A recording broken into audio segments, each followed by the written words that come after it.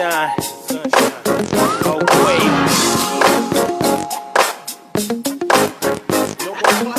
Where did the clouds go? Oh, the sunshine. I know you feeling that. I'm feeling it too. Look, ay, we just step into the room and they watching your chain. I got it like brighter than you're watching your chain. Drops of the brain, falling in your life. It's not been the same, you got it calling on your life, yeah. They hit him in the dome with the whip, so I can keep shining like the chrome on your whip. They hung him on the stick, yeah, that's the cross. Shining like the diamonds that glide your cross. When you open up your mouth, platinum, wow. Vocals coming out, now the trap go wow. I keep shining like baby oil. I got a crown up in heaven, that's crazy royal. So get wild and praise us how we make the sunshine on the cloudy days. They see me coming from a mile away. So come now, the $1 is $1 away.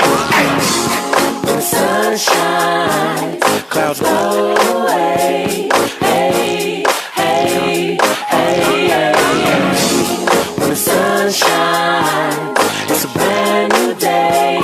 Hey, hey, hey, hey. I'm racing all white, I'm feeling all right. Put your hands to the ceiling all night until you touch the moon. The whole feeling like the upper room. Jesus, he has a reason you can touch his wound. You need to be a part of this life, man. The sun keeps shining, it's a marvelous light, man. I know you're wrong, but you wanna be right, man. So go on, you can get with the Christ, man. It's smoked in a nip tuck, they holding their wrists up with a pimp cup while you rolling their hip up. No, repent my quality prince cut, cause I'm rinsed up. Now I'm turning their hip up, yeah. I'm hiding your best cigar, cause I'm out of this world when I come to bless these balls. The glare make you wreck your car, cause the sun's shining, but not the one that's next to Mars. The sun shines, clouds roll away. Hey, hey, hey, hey, hey. When the sun shines, it's a brand new day. Hey, hey, hey, hey. I'm rolling the water bottle, it's so cold we got ice. I'm shining in your car like the police spotlight. Whoa. Now you're under arrest. Hey, I'm brighter than the bezel that is under your necklace. Now let's race. I got my high beams on you on the highway to heaven like we in the Daytona. That's God, I see you. Brighter than all the lights at the Coliseum. Yeah, it's one king, so get your sunscreen. When the sun beam, you repent, become clean. I redeem the prince, become king, cause I represent the strength that glimpse the sunbeam. I'm on your block with a strobe light, rocking with a band and make the stop at a go night. Hey, I see your SOS, yes, I'm extraterrestrial. Let's go, yes, yes. When the sun shines, clouds blow away. Hey, hey, hey, hey, hey. When the sun shines.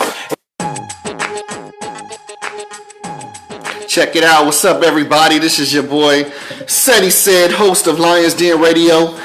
Today we're going to do something different. I'm going to read a couple of excerpts from my book called Blue. Somebody suggested it. My boy Kuhini Redeem was like, man, let us know what your book is about, man. Read a couple of chapters so, you know, people can understand what's going on in your book. So this is what we're going to do tonight. And I'm not going to be with you long. I got 2 short chapters so that you can kind of get a feeling what my book is about.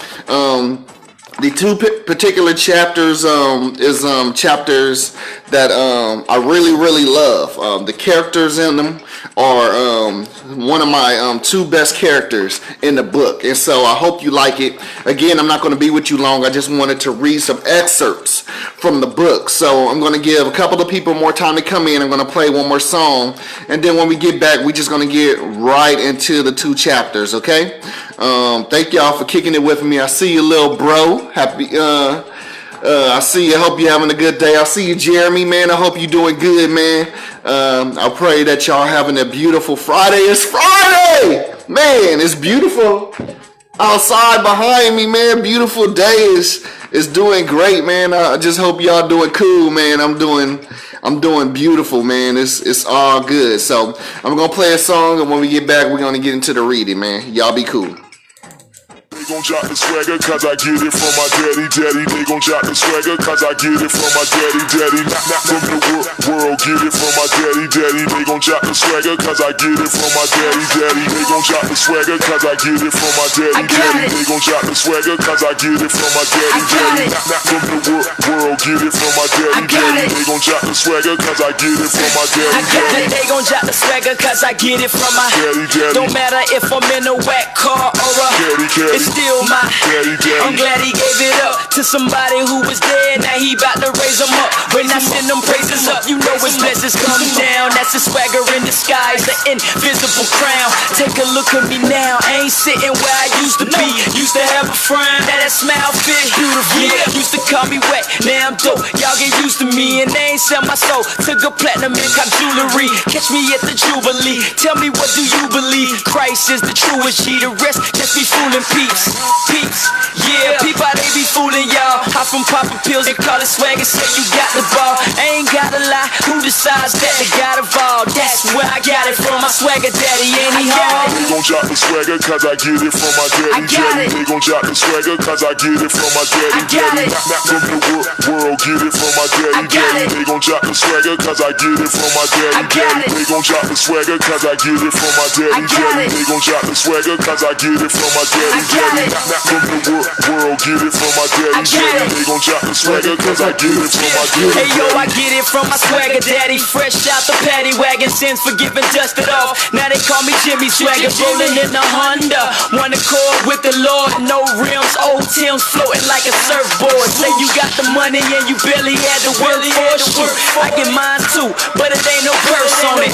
You like the track? Yeah, I had to throw a verse on it. I call it pepperoni pizza with the works on it. How the Holy Ghost? Nah, ain't no perp on me. Not sign a Universal, play it on my Sony, see it through an Interscope. All that other swag is phony. I got the Trinity behind me like it's Tony. Get it, Tony, homie.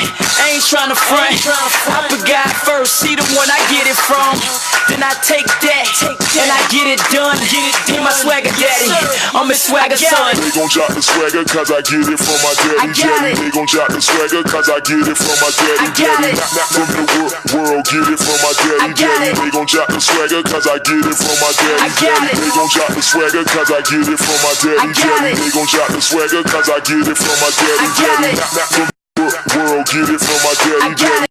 Got swagger cause I get it from my daddy.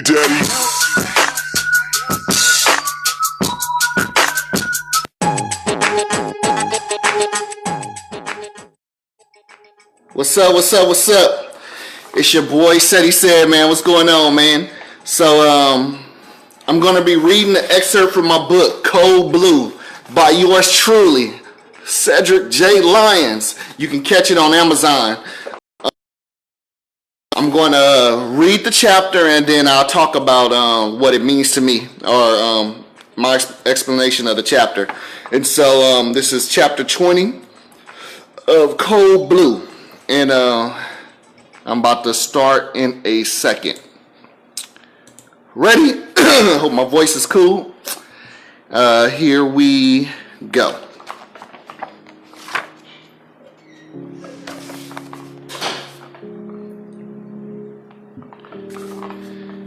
James had seen enough, and he knew when to give up, no matter the payout. He pulled out his phone and held down the 4 buttons until his speed dial option performed its duty. "What's the news?" Mac answered on the other line. "The hospital is full of cops, like it was some shootout or something. You sent somebody out or something, huh?" "No, hell no." "Well, I don't believe you, and I don't care." "Well, I hope they got the job done. I couldn't care less. I'm out." "Hold on, James. I'm paying you some real dough to get this done. Finish the job." "You didn't hear me, Mac," James responded, calm and collective. "I said I'm out. I'm going home. Anyway, if your little homies did their job, your boy should be dead." "I told you. I don't know anything about that. Now you get your butt back there or else." Mac was full of rage at this point, and James knew it. He knew from experience that those who didn't keep their anger in check were dangerous to work with. He was way too smart to get involved with someone's personal vendetta. He took a deep breath and simply said, "Goodbye, Mac." And without waiting for a reply, he closed his cell phone shut. He made a wide U-turn, going down several streets in order to get back to the freeway. He didn't want to go anywhere near the hospital. He saw a Walgreens open and decided to go in and grab him some snacks for a 4-hour trip back home. He wouldn't take too long. He didn't want to be caught dead in the area by some cops or Mac's crew. He saw that the store had a beautiful display of silk roses in all colors. He bought 4 dozen roses, all different colors. He just hoped Mary liked them. He then went down the toy aisle and bought a mid-sized stuffed teddy bear for Lori. He looked around for something for Melissa, and when he finally gave up, he spotted an MP3 player behind the cash register as he waited in line behind 2 customers. He grabbed some batteries and the latest Chris Brown CD, whom his daughter always raving about. He also saw a Kelly Clarkson CD and grabbed one of those too. Melissa had a computer that ripped all the CDs and put them on the MP3 player. When he got to the counter, he asked for the MP3 player and paid for everything in cash. He walked out of the store with his hands full in a semi-smile and his face despite the gusty winds and irritating snowfall. He wouldn't have to deal with this for long. A 45-minute drive down the hill and the snow would be gone. He rushed to his car, got in, and drove off into the night in the direction of home. So, this is, thank y'all for joining in. What's up, man? I see you, Rose. Oh, my girl, what's up? I love you. I see you, Tamika. How you doing? So this is an excerpt from my book. This was chapter 20. And to give you a little bit of background, James was the muscle for a gangster in this area, and he did a bunch of odd jobs, making sure that people who owe the drug dealer money, he would make sure that he get that money back. He was old school, but he was also smarter than anything, and so he was getting a lot of money from this drug dealer, and he made sure that the drug dealer got enough money to keep him paid. And so in this particular time, the drug dealer sent him to do some crazy mission at a hospital to kill this young boy who he wanted to kill. You're gonna have to read the story to get all the background back of it, but the part I read is where he just was at his last straw and was like, man, I ain't about to go in kamikaze into a hospital to shoot up this young dude because you want him dead. That's not what I'm gonna do. It's just too much of a risk. And he ended up turning around and go back home. James is one of my favorite characters that I put together. I love it, man. I love him because he's just way smart. He's not a stupid gangster, and you see him, a contrast between him and some young gangsters that's in here who did some stupid stuff and ended up getting killed. But this part of the book really touched me. This is when he just said, I'm done. I'm about to go. I'm giving up this craziness. I'm about to go back home to my wife and to my kids and forget this madness. And so that was chapter 20. And if you have any questions, man, ask me. I'm going to read an excerpt from chapter 22 when we come back from the little break. I'm going to play a song, and then when we come back, I'm going to read chapter 22. Is another one of my favorite chapters. I hope y'all like it, man. Hit me up. Let me know what you think. I'll be back in a minute. All right.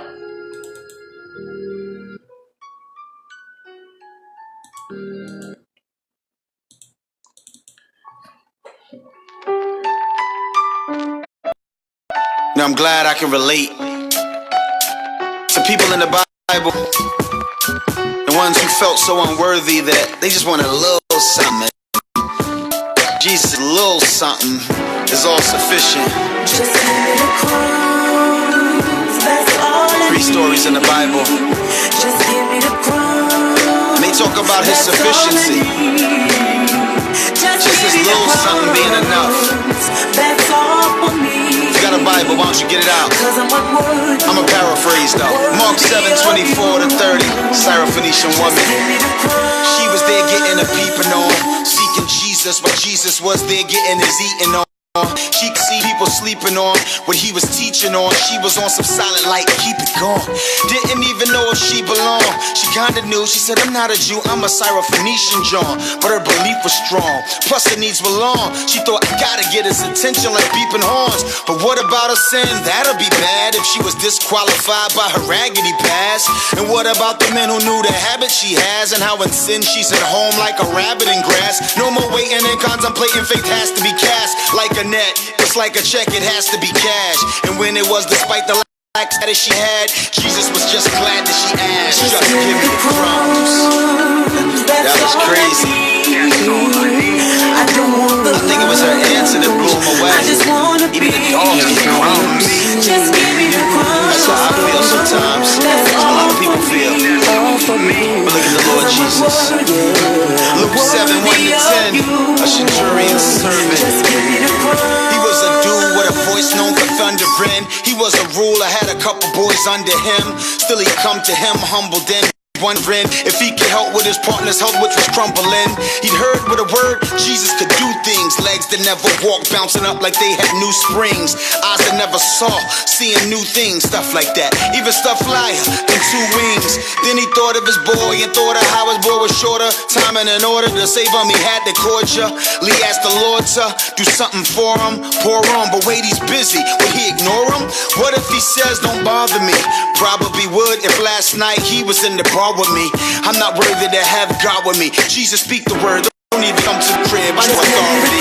Just give me the crumbs. The Bible says that Jesus was amazed at that. You don't have to What I would have done never means Jesus with my faith. Just give me the crumbs. These days don't see faith like this to the people who know better.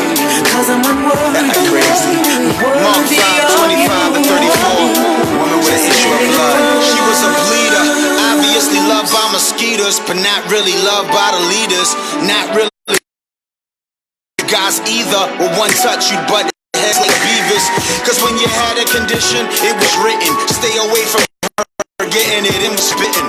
It had been so long since she'd gotten hugs. She'd forgotten hugs like your pop's forgotten loves. Then her eyes laid a hold of the one who can make whole. She said to her soul, maybe if I touch the hem of his great robe, his power will rub off on me like fake gold. Wait, whoa. All her homegirls bleeding stopped, and Jesus stopped cause her faith had Jesus rocked. These are not cute stories, but these are dropped for all of us who need the same grace that we got. That's crazy. Jesus called the door. Said you're home, your faith has made you whole.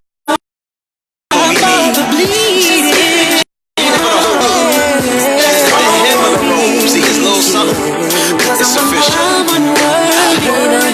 Yeah, that's why we all can look heavy when it says, just give me the crumbs. Jesus' crumbs can do the trick. That's all you need. You don't need a loaf. What's up, man? Thank y'all for checking in with me today on this Friday, this beautiful Friday. I hope your Friday is as beautiful as mine. Again, today we are reading excerpts from my Code Blue, my book Code Blue. I'm reading from chapter 22, and again, thank y'all for joining with me. I'm gonna read one of my another one of my favorite chapters. So y'all kick it with me, and let's start.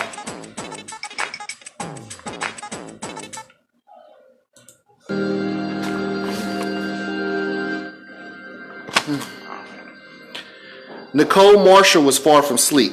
She had tried to lie down around 7 p.m., but she was very uncomfortable within her spirit.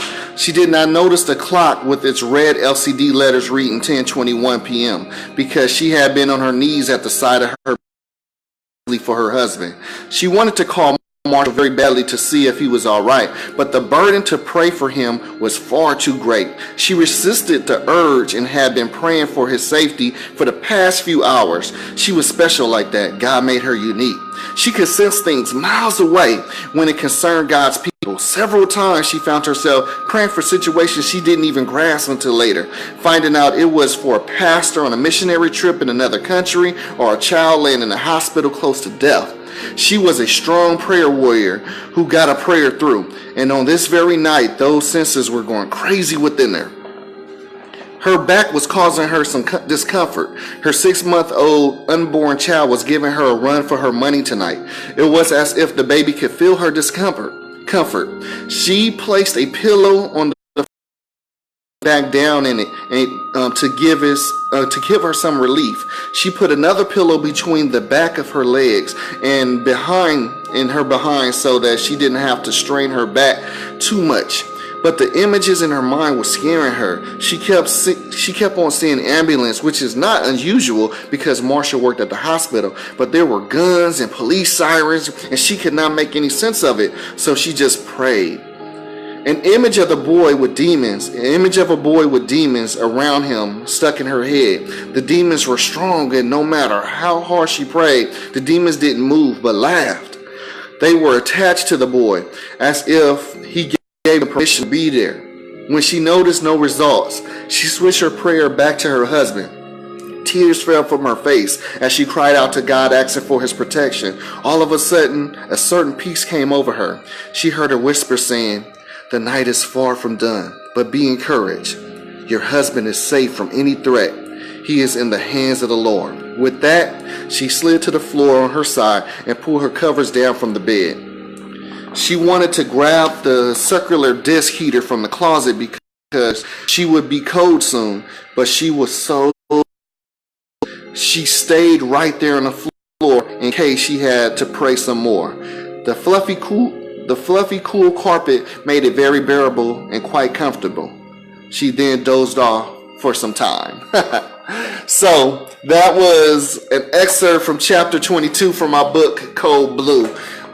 This was the part of the story where her husband Marshall was at the hospital, the same hospital that I read about earlier with all the polices and stuff. It was chaotic at the hospital at the time, and Nicole just felt that something was going on with her husband, that she had to pray for a hedge of protection over him, and she was just dedicated to protect her husband from harm from afar off.